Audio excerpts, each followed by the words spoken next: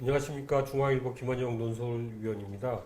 오늘은 한국 최고의 피터 드러커 전문가라고 할 수 있는 이 송경무 박사님을 모시고 피터 드러커가 몇십 년 동안 이제 경영에 대해서 수많은 이 저작들을 남겼는데요.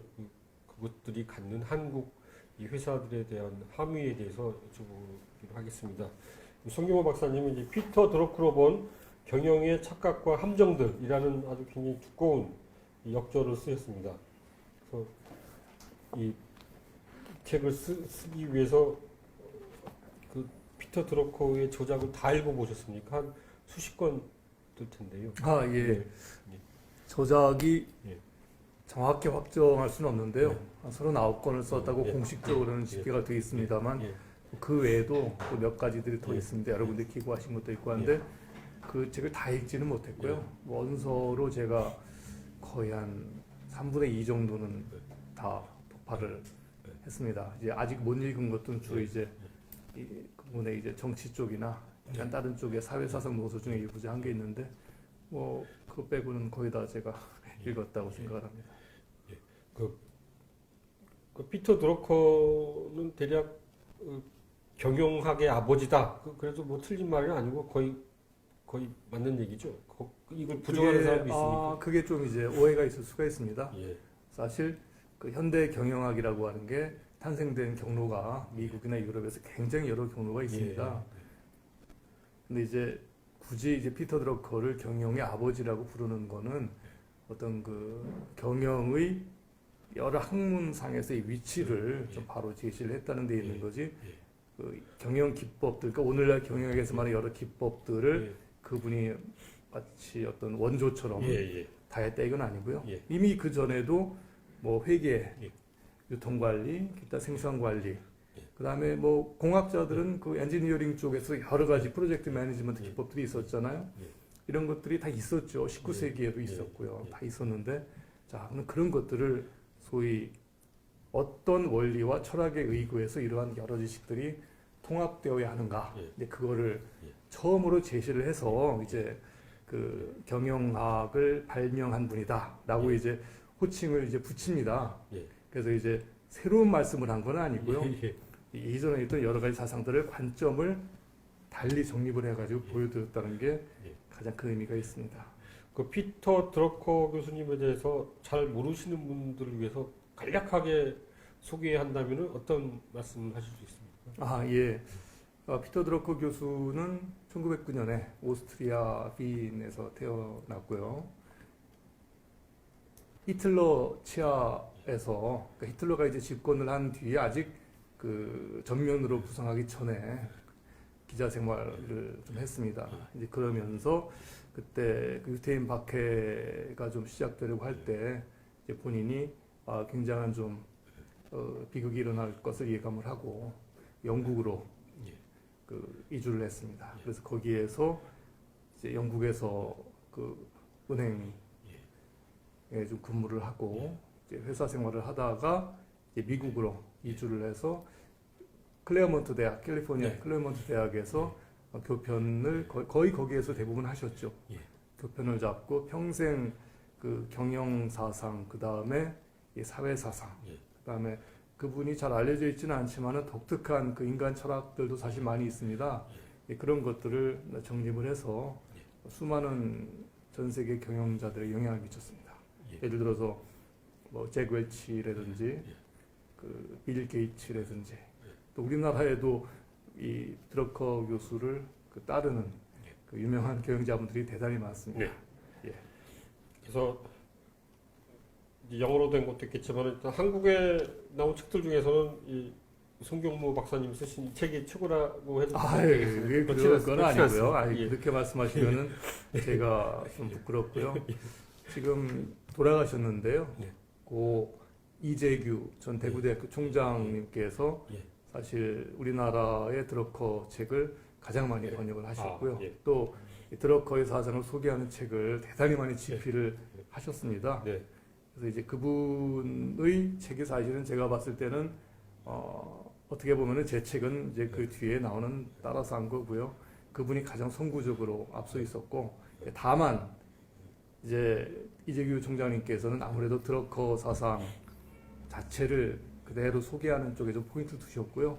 저는 조금 우리 한국 기업들이 좀 첨예하게 부딪히는 문제들이 있잖아요. 좀 그런 사례에 맞추어서 드러커의 사상을 좀 부각시킬 수 없을까.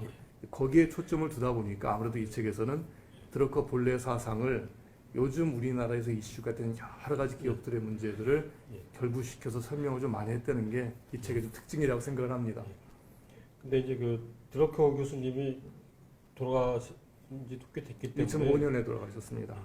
그러니까 렐레번스가 있느냐, 뭐 그 너무 오래된 그런 반론 내지는 비판이 있을 수도 있을 것 같습니다. 예. 뭐 그런 얘기들을 하시는 분들이 있어요. 뭐 70, 80년대 분인데 뭐 지금도 아직도 그런 걸 읽느냐 하는데 이제 그 주의 깊게 안 읽어보시고 그 옛날 사람이라는 생각만 하셔서 그런데요. 막상 주의 깊게 읽어보면은 요즘 그 4차 산업혁명 시대라고 하는데 요즘 벌어지는 모든 기술 개발이라든지 그 기업들의 생존 전략 요거하고 너무나 잘 부합을 하고요. 어떻게 보면은 미리 다 얘기를 다 하고 있었습니다. 예를 들어서 그 청년 실업 같은 경우에도 이 문제가 사실 지금 우리나라에서 이슈가 되고 있지만은 1970년대에 이미 자 청년들이라고 하는 사람들은 옛날의 노동 방식으로 그 경영자들이 그 일을 해주기를 바라는 그러한 기대를 갖고 직장에 오는 것이 아니다. 그들은 전혀 다른 세계관, 전혀 다른 교육을 받으면서 컸고 그 기대치를 맞추는 것을 경영자들이 하지 못하면은 그 뭐 청년들의 그 일자리 만드는 것도 안 되고 또 그들의 어떤 강점을 활용하는 경영도 할 수가 없다. 이게 사실은 1970년대 이야기입니다. 근데 뭐 사실 우리나라도 달라지진 않았어요. 지금도 뭐 청년 실업이 있고 그러니까 또 일부 또 요즘 저기 9세대라고 그러나요? 아 우리 때는 무슨 말이야 고생도 사서 했어 밤도 새서 니들은 왜 그래 나요? 사실 그렇게 얘기할 게 아니죠. 아니, 그런 문제를 포함하여 특히 요즘 그 IT 시대에 이제 전부 아웃소싱화가 되고 전통적인 위계형 조직이 이제 사실 달라지고 있지 않습니까? 그런 얘기에 대해서도 이미 오래전부터 얘기를 했는데 그런 얘기들이 지금 사실은 다 받아들여져서 피터 드러커가 하신 말씀이 다 당연하고 그거 다 아는 얘기야 하면 좋겠는데 아쉽게도 수용이 안 되고 있습니다. 그래서 오늘날에 더 가치가 있다고 생각을 합니다. 그러니까 피터 드러커 교수님의 사상 내지는 이론에서 한국에 수용이 안 됐는데 미국에서는 거의 대부분 수용하고 있는 거는 어떤 게 있습니까? 뭐 미국에서 대부분은 아니고요. 굉장히 여러 가지가 있는데요. 우선 두 가지 정도를 들 수가 있을 것 같아요. 우선 떠오르는 건 우선 급한 것들. 첫째는 기업이 창업가 가문의 소유라고 하는 이 생각. 이게 사실은 미국도 옛날에 그랬습니다. 19세기 말 20세기 초에 미국의 콩글로머리트들은 사실 오너들이 내 회사라는 인식이 강했어요. 그래서 다 자기 가족들 앉으시고 다 그런 것들이 있었는데 이제 그러한 것들이 미국 사회가 사실은 우리보다 이 주식회사 제도가 근데 빨리 도입이 됐고 그런 과정에서 효과적인 경영을 위해서 이게 창업 가문의 개인 소유가 아니다. 라고 하는 인식이 이제 수많은 경영 구루들이 또 얘기도 했고 드러커 교수가 또 앞서서 얘기하다 보니까 어느 정도 정착이 돼 있어요. 그래서 내가 창업했으니까 이거 내 자식한테 반드시 물려야지 이런 생각 아예 안 해요. 자식이 경영을 할 만한 능력이 있으면은 시키겠지만은 안 그러면은 더 잘하는 사람을 앉혀야지 왜 그걸 단지 내 아들이라는 이유로 가족이라는 이유로 하느냐 이게 돼 있습니다. 근데 아직은 우리나라도 지금 많이 바뀌었는데 아직도 좀 그런 생각들이 있어요. 그러니까 기업이 어떤 개인 소유라고 하는 생각에서 이제 벗어나야 된다는 게 그다음에 두 번째는 그 노동자를 이제 소모품처럼 부려먹는 대상. 그러니까 어떻게 뭐 비용을 지불해서 일을 시켜서 뽑아내야 되는 대상으로 보는 사고가 이제 사실 굉장한 노동쟁의와 여러 가지 갈등들이 있었는데 외국에서는 그런 것들을 통해서 지금 그들이 강점에 기반을 두고 성과를 내는 그런 존재로 존중을 받아야 되고 그걸 도출하기 위해 경영자가 도와줘야 된다. 이런 생각이 그래서 좀 박혀 있는데 우리나라는 아직도 좀 이제 물론 요즘 나오는 스타트업들은 많이 이제 그러한 최근 2, 30년간 그 미국식 이런 그 구글이나 페이스북이나 여러 가지 것들 마이크로소프트 보면서 아, 이런 문화로구나 예. 받아들였지만은 그래도 많이 잔존해 있죠. 이 두 가지가 그러니까 즉 기업이 개인이나 가문의 소유가 아니라는 것. 그게 특히 가족 기업은 법적으로는 가문의 소유죠. 그렇지만은 기업 전체는 사회가 위탁한 것이다라는 요 개념. 상장 기업은 말할 것도 없고요. 지분이 분산돼 있잖아요. 그 다음에 두 번째는 그 사람을 수단으로 대하지 마라. 스스로 성취를 할 수 있는 공간으로 이걸 만들어주는 게 경영자 역할이지. 그들을 수단으로서 대하고 그들 소모품처럼 착취하지 말아라 하는 얘기가 이제 이 두 번째 사상입니다. 그 외에도 많은데요. 우선 한국 사회에서 시급한 거는 그런 걸 들 수 있을 것 같아요. 다시 그 조금 전에 점검해 보면은 그러니까 이제 오히려 그러니까 유럽과 미국은 그 어떤 가문의 어떤 비즈니스에 대해서 두 가지로 보는 것 같은데요. 이제 그 드러커류도 있고 오히려 이렇게 그냥 아예 패밀리 비즈니스가 그 책임성이 있다. 그렇죠. 그러니까 그 장기적인 발전을 위해서는 오너가 있는 게 낫고 그리고 이제 그 오히려 이제 전문 경영인을 앉혀놓으면 너무 단기적인 이익만 하다 보니까 회사가 오히려 못 성장한다는 그런 생각도 있는 것 같습니다. 예, 그게 이제 그 드러커 교수가 그 좀 사람들한테 잘 이해가 안 되는 부분인데 뭐냐면은 그 소유 구조가 누구한테 가 있느냐. 그 다음에 이게 오너냐 전문 경영자냐 이게 중요한 게 아니라고 얘기를 했어요. 그러니까 가족 기업이다 아니다 이게 중요한 게 아니라 올바른 경영관을 가지고 올바른 경영을 실천하는 사람이 경영을 하는 게 중요하지. 그 소유 구조 자체 그러니까 가족 기업이라고 하는 것도 가족 기업으로서 얼마든지 성과를 낼 수 있다는 거. 근데 다만 거기에서 1인 독재로 독단으로 가지 말고 자기 이제 경영자가 지식을 보완할 수 있게끔 경영 진과 그 다음에 이사회 이런 것들을 제 역할을 해주면은 아 가족 기업이 무슨 문제가 됩니까? 근데 문제는 이제 그게 아니죠. 다 뭐 이사회든 뭐든 전부 다 1인 지배 체제로 가져가서 독단으로 가져가는 게 문제지. 그거는 이제 올바른 경영이 아니라는 거죠. 기본적으로 사람의 지식은 부족할 수밖에 없거든요. 그리고 뭐 국영기업이라고 해서 문제다. 이것도 아니라는 거예요. 근데 국영기업인 경우에는 대개 그 경영자가 올바른 의사결정을 자율적으로 내릴 수 있는 여지를 많이 정치적으로 침해를 받잖아요. 이것 때문에 경영이 안 되는 가능성이 높은 거지 국영이라는 것 자체가 문제라고 보지는 않았어요. 오히려 이제 일반 사기업들은 그러한 자율적인 경영할 수 있는 바탕이 아무래도 나으니까 선호하는 거지 아무리 사기업이라 해도 그것이 경영의 목적과 상관이 없는 가족들이 있김이나 이해관계가 있는 어떤 정부 단체나 외부 단체에서 자꾸 틀어지게 되면은 그거는 올바른 경영에서 멀어진다고 본 거죠. 그래서 사실은 이게 특히 전문 경영자다. 그것도 전문 경영자가 문제가 된 거는 미국식 자본주의, 금융자본주의에서 자꾸 이제 단기, 분기, 뭐 연 단위로 실적 보고해서 그 CEO 막 그 연봉 결정하고 다음번 뭐 연임 결정하니까 CEO들의 행동이 달라져서 그런 거지. 사실 그래서 드러커 교수는 그러한 그 CEO의 행동을 단기적으로 집착하게 만드는 그 미국 자본시장의 논리를 굉장히 싫어했습니다. 이거는 올바른 경영을 정착하지 못하게 하는 대단히 안 좋은 제도라고 생각을 했어요.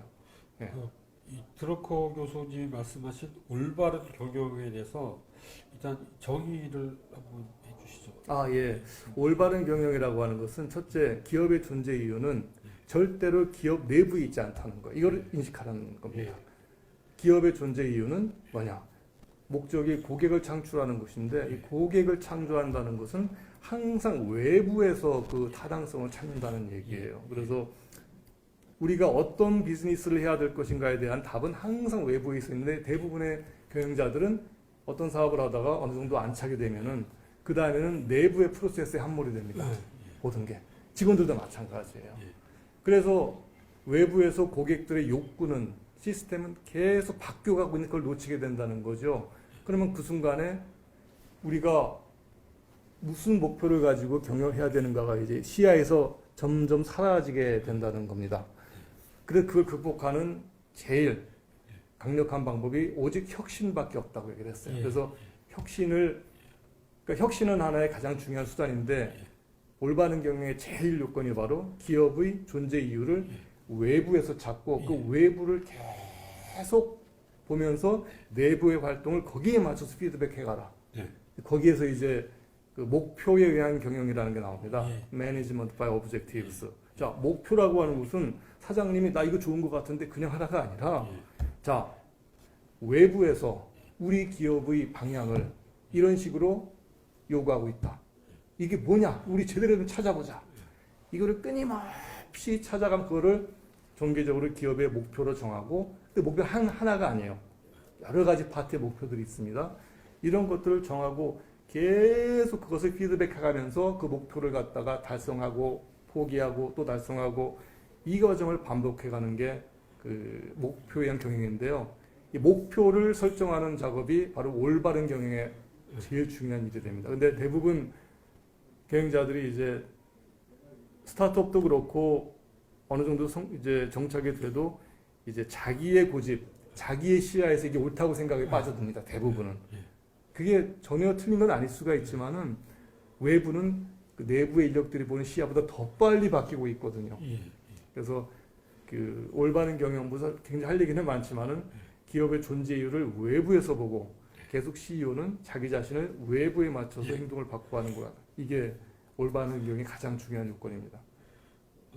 한국 경제내지는 경영에서요, 이제 대기업과 그 중소기업 간의 관계를 어떻게 설정하느냐가 큰 어려운 문제인데요. 피터 드러커 교수께서 그 문제에 대해서도 언급하셨나요? 아, 그럼요. 그 얘기를 일단 사이즈 문제에 대해서 대기업과 중소기업을 바라볼 때 마치 대기업은 강자고 중소기업은 약자라는 식으로 자꾸 보는 것 자체가 굉장히 왜곡된 시각이라고 얘기를 했습니다. 일단 대기업은 강자가 아닙니다. 사실은 병등 공룡일 수가 있습니다. 근데 그걸 밖에서는 크다는 이유로 자꾸 막 우러러보죠. 근데 사실은 대기업이라는 게 안에 그 어떤 경직된 의사결정 문화라든지 일단 외부에서 시각에 멀어지는 가장 큰 문제. 아, 우리가 이렇게 컸는데 우리 비즈니스가 최고야. 우리가 하는 방식이 업계의 표준이야. 이 생각에 한번 빠지면은요 못 태어납니다. 근데 그 틈을 타고 사실은 스타트업들이 비집고 들어가는 한순간에 대기업의 시장이 한순간에 아니고 물론 야금야금 대기업의 시장이 사라지게 됩니다. 사실 지금 대기업이라고 하는 기업들이 처음부터 대기업이었습니까? 항상 처음에는 몇 명에서 시작을 해서 거기에서 기존 대기업이 충족시키지 못하는 욕구를 발견해서 새로운 서비스를 만들어내거든요. 사실은. 그러면서 그들 자신이 이제 대기업이 돼가는 거죠. 그래서 이게 하나의 생태계적으로는 서로 함께 성장해가는 거지 이게 무슨 뭐 대기업과 중소기업을 대립적인 관계로 본다. 이거. 근데 사실은 대기업은 중소기업을 특히 이제 자기 납품업체들에 대해서 가장 큰 문제인데 이거를 어떤 그 착취해야 할 대상으로 보는 게 이제 가장 큰 문제죠. 이거는 아까 목표에 의한 경영에서 사회적 책임 목표라는 것을 갖다가 망각한 행동이라고 얘기를 했습니다. 분명하게. 왜냐하면은 소기업을 위한다는 자선 행위가 아니라 기본적으로 대기업도 우리의 고객을 창조하기 위해서는 우리와 관계 맺고 일하는 저 사람들이 제대로 된 어떤 서비스와 제품 우리한테 공급해 줘야 그 다음에 우리가 제대로 된 고객을 만들 수 있는 이걸 잊어버리고 자꾸 비용 절감 모드로 들어간단 말이에요. 그러면 이제 우리 소위 그 도요타 리콜 사태 같은 게 나는 겁니다. 아, 그런 것들이 한순간에 붕괴하는 거. 그래서 그 GM이 그 자기들 소위 납품업체들을 그 다음에 딜러들 있잖아. 이런 것들을 어떤 식으로 사회적 책임을 가지고 대했는지를 그 기업의 개념이라는 책에서 굉장히 상세하게 얘기를 했습니다. 예. 그래서 이거는 기업의 목표에 의한 경영의 한 중요한 일환입니다. MBO. 이 중소기업을 대한다는 것이 뭐 작으니까 너를 착취한다거나 너를 보살펴 준다는 게 아니라 대기업 스스로 우리의 고객을 창조하고 계속 지속해가기 위해서는 거래하는 그 기업들을 항상 그들이 성장하고 좋은 서비스와 좋은 사업을 할 수 있게끔 계속 유도해 줘야 된다는 얘기예요. 예. 그런 예를 많이 들고 있습니다. 그 어떻게 보면 그빌 게이츠하고 스티브 잡스 창업주하고 좀 스타일이 달라가지고요. 빌 게이츠 재단을 만들어가지고 이렇게 뭐 전 세계를 향한 어떤 예. 공입을 하고 있고 스티브 잡스는 좀 그거보다는 이제 좋은 제품 만들자 뭐 그런 것 같은데요. 그 피터 드러커 교수님이 이빌 게이츠나 스티브 잡스를 어떻게 평가를 했을까요? 이분의 그 저작들을 제가 이렇게 쭉 보면 예. 빌 게이츠하고 잡스 그분들 자체에 대해서 뭐 논평한 거는 제가 별로 없는 것 같아요. 근데 제가 이렇게 가만히 보면은 사실은 빌 게이츠 같은 경우에 마이크로소프트라는 기업을 만들어서 거기서 혁신을 이끌어서 성장시킨 거는 그 드러커가 말한 그 혁신의 그 원리와 방법을 잘 따랐다고 제가 생각을 합니다. 근데 사람들이 이제 가진 인식이 빌 게이츠가 자선 사업을 한다. 그래서 훌륭한 사람처럼 보인다는 거죠. 물론 그게 이제 빌 게이츠가 마이크로소프트와는 전혀 다른 또 다른 경영 활동을 하는 거예요, 그냥. 이거는 마이크로소프트의 사회적 책임과는 관련이 없는 일입니다. 그래서 이거는 별개로 봐야 된다는 그런 말씀을 하셨을 것 같아요. 제가 봤을 때. 그거는 만약에 재단을 만들었다? 그러면은 이 재단은 비영리 단체로서 이 재단이 사회에 일으키고자 하는 변화가 있을 거 아닙니까? 그런 것들을 구현하기 위해서 올바른 경영을 하는 또 다른 경영의 세계지 이거를 자꾸 무슨 이게 자선사업 뭐 이런 훌륭한 일 한다 이렇게 보는 사람들 시각도 문제라는 얘기예요. 그래서 기업이 소위 말하는 그 기부하고 어디 자선활동하는 걸 갖다가 드러커 교수 자체는 뭐라 그랬냐면은 이거는 기업의 사회적 책임과는 상관이 없는 거다. 기업은 기업의 목적에 맞게 안에 재무적 자원이나 인적 자원을 투입해야 되는 게 기업의 목표지 그 돈을 갖다가 그냥 좋은 일에 쓴다? 이거는 기업의 목표와는 상관이 없고 하고 싶으면 올바른 경영 활동으로 독립해서 별도의 경영을 해라는 얘기예요. 근데 스티브 잡스 같은 경우에는 사람들의 이미지가 사람 굉장히 좀 이렇게 독하고 자기 기업만을 생각하고 자선 별로 안 하는 것 같고 물론 자선을 했는지 안 했는지 몰라요. 자선이라는 게 원래 잘 안 드러나게 하는 거니까. 근데 사실 애플 같은 입장에서는 한번 보세요. 그 전에 제 생각이었습니다. 만약에 드러커 교수가 살아계셨다면 이렇게 봤을 거예요. 옛날에 소위 앱 개발자들이 피처폰에다가 게임 납품하면은 뭐 저기 정말 수수료라고 거의 코딱지만큼 받았습니다. 근데 그거를 스티브 잡스가 야 우리의 고객을 만들기 위해서 이 개발 생태계를 우리가 키워줘야 돼, 저 사람들을. 해가지고 개발자들에게 8대2로 가져가. 우리는 플랫폼 비용만 좀 받아갈게. 그 다음에 어마어마하게 앱이 나왔잖아요. 그 뒤에 사람들의 삶이 달라졌어요. 그리고 개발자들도 야 이거는 정말 우리가 창의적인 활동을 할 수 있는 영역이 생겼다. 해서 전 세계의 개발자들이 앱 개발로 몰렸잖아요. 자, 그러면은 이게 그 앱 개발하는 그 중소기업들을 진짜로 살려준 게 누구냐는 얘기죠. 물론 빌 게이츠 그건 안 했다는 얘기가 아니에요. 근데 그거를 자꾸 어떤 사람들의 어떤 그 마치 우리가 그 선한 어떤 성인을 자꾸 기대하는 것처럼 그 언행으로 기업가들 판단하지 말고 기업가로서의 그 개인은 그 기업에 속한 경영자로서 그의 목적을 다 했느냐 이걸로 봐야지 이걸 자꾸 막 인성으로 보지 말라. 특히 이 사람 성격이 괴팍하고 이 사람은 아주 사람이 온화하다. 그래서 기업가들도 이렇게 막 좀 괴팍한 사람이 있잖아요. 그 괴팍한 게 무슨 상관이냐는 얘기예요. 괴팍한 게 오히려 괴팍한 게 기업의 목적을 달성하는데 도움이 되는 그거라면은 그게 얼마든지 좋은 거지만 그 인성 자체를 가지고서 훌륭하다.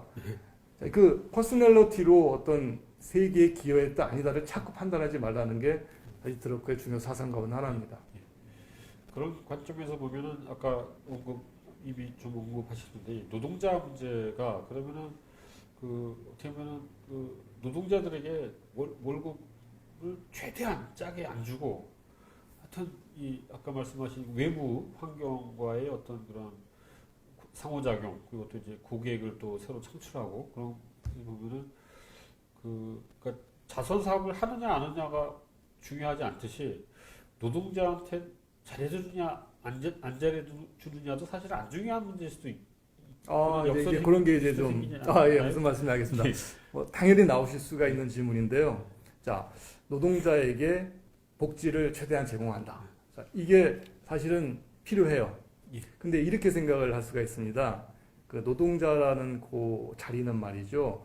임금을 받아가지고 생활을 하는 존재잖아요. 예. 사실은. 그러니까 기업의 입장에서는 비용이 나가는 대상이지만은 노동자 개인에게는 자기가 임금을 받아서 자기의 가족과 자기의 자식들을 미래를 위해서 키워야 될 책임을 바로 그 수단을 통해서 얻는 거잖아요. 여기에서 자기 안정감을 바란다는 거, 안정감. 예. 그럼 기업의 입장에서는 코스트다 해가지고 야, 돈 많이 들어 안 쓴다. 자, 이 문제가 아니라 노동자가 안정감과 자기의 소속된 지위를 추구하는 속성이 있다는 분명히 인식을 하고 자, 해야 되는데 문제는 거기서 그 사람 그러면 평생 고용을 보장하고 돈 많이 주고 복지를 준다. 이게 궁극적인 해결책은 아니라고 봤어요. 그거를 이제 일종의 뭐 위생 조건, 최소한으로 갖춰줘야 될 요건이라 노동자들의 자기 소속된 지위에 대한 안정감. 그러니까 언제 자기가 길거리에 내쫓길지 모른다. 실컷 부림당하고 자 이런 생각을 가지고서 어떻게 그들이 목표에 의한 경우에 자 우리 회사의 목표가 이건데 우리 이걸 위해서 뭘 여러분들 할 수 있느냐 우리 같이 참여해보자. 누가 발벗고 나서겠습니까? 그래서 안정감을 확보해주는 차원에서 그 급여라든지 복지를 어쨌든 뭐 짜게 이 문제가 아니라 안정감 있게 심리적 안정감을 주게끔 해야 되는 게 중요하다는 얘기죠. 또 하나는 그렇다면은 자 돈으로 그들을 살 수 있느냐 이건 또 아니라고 봤어요. 예. 돈으로 절대로. 예. 오히려 사람들이 직장에서 이제 계속 일을 할 때 높은 성취를 내는 사람들은 인센티브나 동기부여를 많이 해서 돈을 많이 준다 해서 하는 게 아니라 그 교수 얘기는 그들이 조직이 부과한 목표가 내가 추구하는 목표와 맞고 거기에서 자기가 뭔가 성취를 해놨을 때 사실은 동기부여가 된다고 본 거죠. 그래서 그 각자 가진 강점들이 있기 때문에 그런 것들을 조직의 목표에 어떻게 기여할 수 있도록 끄집어내느냐. 자, 이거를 만들어주는 게, 즉, 강점을, 모든 사람들의 강점을 생산적으로 만들어주는 역할이 바로 경영자가 존재할 이유잖아요. 그래서 거기에 포인트를 두고서 노동자들을 갖다가 자꾸 그 목표에 의한 경영, 이 시스템에 적용될 수 있도록 특히 그냥 강압으로 목표 달성해가 아니라 셀프 컨트롤이라는 말을 그래 쓴 겁니다. 목표는 조직 전체의 목표와 각 단위의 목표가 서로 일치하게끔 계속 소통을 하면서 정하되 한 번 정한 목표는 다음번 피드백이 있을 때까지는 밀고 나가야 된다. 자, 그런 식으로 해서 뭔가 성취하는 모습을 자꾸 경험할 수 있게 해줘야 된다는 거죠. 그래서 이거를 그러니까 노동자를 이제 뭐 수단으로 보고 월급 받아가는 그냥 생산 수단에 불과하다가 아니라 성취하는 존재로 자꾸 강점을 드러내주도록 하는 경제의 역할이다. 근데 거기에다가 이제 그 복지 쪽으로 포인트가 가면은요 성취와는 멀어지는 거죠 점점 사실. 그러니까 이게 어떻게 보면은 좀 상충되는 면이 있는데요. 복지는 최소의 요건으로 노동자들이 안정감을 가질 수 있게 갖춰줘야 된다는 거예요. 요걸 바탕으로 강점에 의해서 자기가 목표를 달성할 수 있는 지식 노동자를 길러주는 게 그 위에서 계속 이루어진다는 얘기죠. 예. 그러니까 이제 드러커 교수가 말씀하신 목표가 있고요. 목표가 있고 그러면 그 다음에 이제 어떤 아웃풋이 있고 뭐 퍼포먼스 성과 그런 게 있을 텐데요. 그러면은 그 평가의 문제를 그 드러커 교수님은 어떻게 보셨나요? 그러니까 보통, 미국의 최근 언론 이제 미국의 뭐 유명 회사들이 평가 제도는 뭐 거의 없애다시피 뭐 한다고 이 직장인들 다 좋아할 것 같거든요. 그러니까 평가를 없애면 안 되죠. 평가 없애면 안 되니까. 예. 평가를 없앤다는 게 이제 이상주의자들이 하면은 그렇게 하면은 자발적으로 다 열심히 일을 할 것이다 하겠지만은 사실 그렇지 않습니다. 사람이라는 게 또 나태해지고 이렇게 좀 조직의 목표보다는 개인의 이익만을 추구하는 동기가 분명히 있거든요. 어쨌든 그 인간성의 그런 면들이 있기 때문에 어떻게 하면 이런 것들을 극복을 하고 이 친구들이 적어도 조직에 와서 조직의 일원일 때에는 조직의 목표에 기여할 수 있게 유도할 수 있게 하느냐. 그러니까 개인의 목표와 조직의 목표가 상충되지 않게끔 이제 만드는 게 포인트인데 성과평가가 사실은 가장 큰 사람들이 그 많이 함정에 빠지는 게 수치화를 시키면은 모든 성과가 측정에 다 될 수 있다고 자꾸 생각을 하는 거예요. 그리고 수치화를 안 시키고 정성평가를 하잖아요. 그러면 또 그게 평가하는 사람 입맛이나 여러 가지 분위기에 따라 또 왔다 갔다 해요. 정치적인 관계나 또 다른 요인들이 들어와서. 여기에서 소위 그 양적인 평가로만 오로지 가는 것, 그 다음에 질적인 평가로만 가는 것이 중요한 게 아니라 소위 부서마다 그들이 달성해야 될 목표가 정확히 정해지면은 그 목표가 과연 제대로 그 방향을 향해서 우리가 가고 있는지는 경영자들이 보면은 알 수 있다는 거예요. 그래서 판단을 하라고 그랬어요. 그러니까 매저, 측정하고 판단하라고 그랬는데 카운트하지 말라고 그랬어요. 아하. 카운트. 숫자로 세가지고 많이 팔았네? 너 일 잘했다. 자, 많이 팔았다는 거 가령 뭐 1년 동안 매출액 한 당신 혼자 지금 올린 매출액이 연한 벌써 한 10억 됐네? 잘했어. 자, 근데 이 10억이라는 게 과연 어떤 성격의 것인가는 그 일을 들여다본 사람들은 알죠. 이게 그냥 밀어내기 매출일 수도 있고, 그 다음에 뭐 그냥 운이 좋아가지고 어떤 그냥 시류에 따라가지고 갑자기 유행이 불어가지고 할 수도 있고, 정말로 그 목표 달성이 제대로 됐는가는 경영자만 알거든요. 그러니까 우리가 마치 사실 사람들 의견이 그렇잖아요. 그런 얘기를 하는 사람 숫자가 많다고 그래가지고 그게 옳은 게 아니잖아요. 그러니까 숫자로 머저러뜨려 카운트하는 것도 참 어리석은 일이지 않습니까? 그런 것처럼 성과도 양으로 너 많이 했으니 잘했다. 비용을 너 적게 썼네 잘했다. 이게 아니라 정말로 이게 우리가 정말 목표에 기여하는 활동을 했느냐. 이거는 일해보면 알아요. 동료들도 딱 보면 알고요. 저 친구 실적을 많이 올렸는데 솔직히 저거 가라다. 상사도 보면 안 되니까요. 그러니까 이거를 자꾸 그 계량주의로 가져가는 것도 문제고, 그렇다고 성과 평가 없애고서 자율 경영으로 가자? 그러면은 안 됩니다.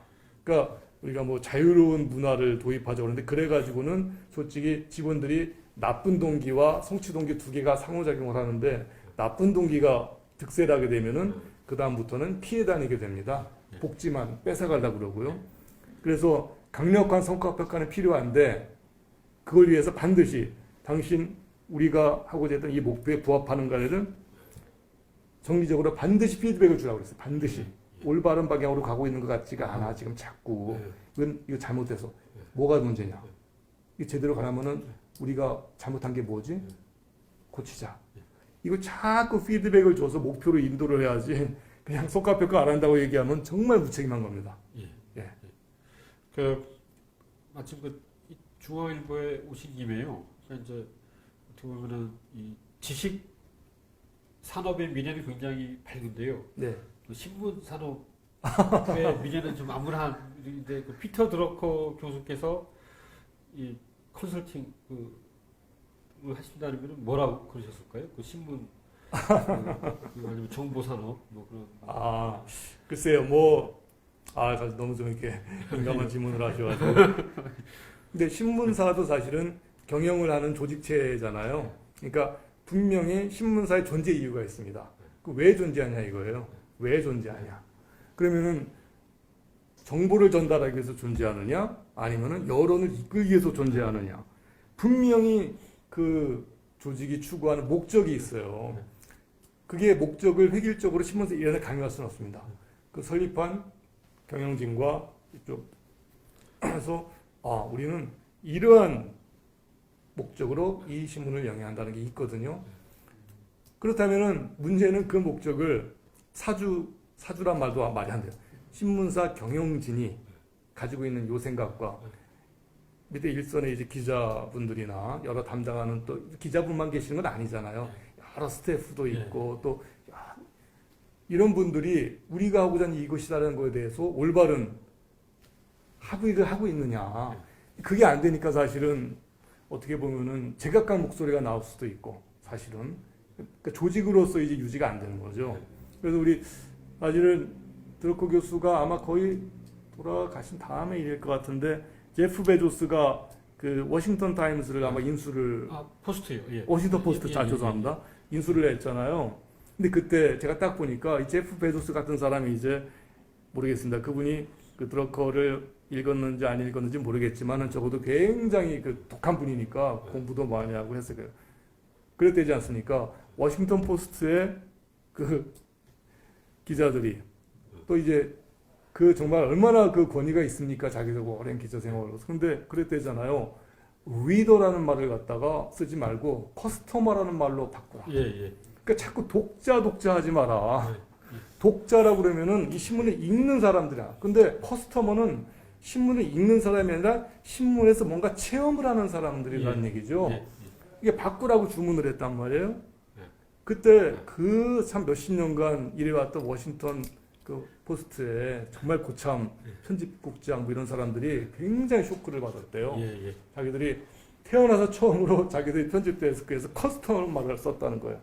그러니까 독자라고 생각하면은 우리가 썼으니 읽어라는 자꾸. 근데 커스터머라고 쓰면은 워싱턴 포스트를 통해서 당신들은 어떠한 가치를 갖다가 느끼고 있습니까? 예. 이거를 생각하면서 자꾸 편집도 하고 어떤 콘텐츠가 들어갈 생각하게 된다는 거죠. 그래서 제가 봤을 때는 지금도 독자라는 표현을 쓰십니까? 예, 그런 기준을 갖다가 다 흡수를 해서 나름대로 바꾸고 있습니다. 지금 전환이 이루어지고 그렇죠.